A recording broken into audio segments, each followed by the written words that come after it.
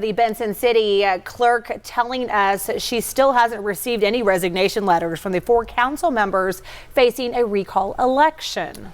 That means Levi Johnson, Nick Maldonado, Darren Hayes, and Patrick Boyle will be on the ballot in May after enough valid signatures were turned in to force a recall election.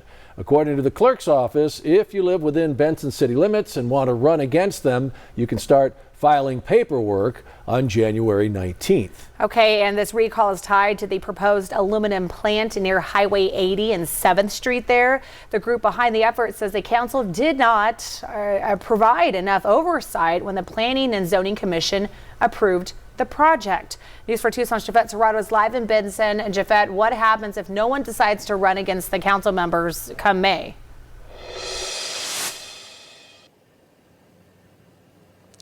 Good evening, Sean and Monica. The Benson City Clerk tells me if no one runs against the council members, this recall election would still have to happen.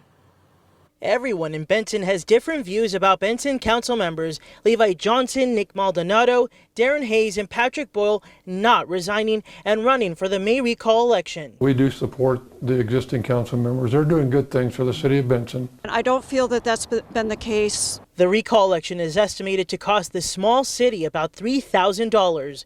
City Clerk Vicky Vivian says there's only one way for someone to unseat the current council members. The only way they can lose is if somebody runs against them and gets more votes than they do. If they're the only person on the ballot and they receive 10 votes, they would be still seated and serve the remainder of their term. Which is why members of Committee for a Better Benson, the group leading this recall effort, are saying this. We had lots of interest, a lot of people saying that they were interested in running for city council, wanted to know how to go about it. The people who have indicated that they were willing to step up need to confirm that they're willing to step up and run for those seats. The Benson City Clerk says if no one does, state law requires that the recall election still take place. I think there's a lot of support for the current city council.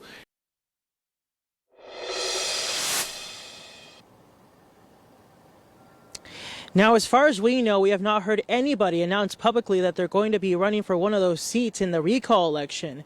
The Benson City Clerk also tells me that Vice Mayor Levi Johnson, if he survives this recall election, he would still have to run in a separate election in August just to keep his seat. Reporting live from Benson, Jafet Serrato, News for Tucson.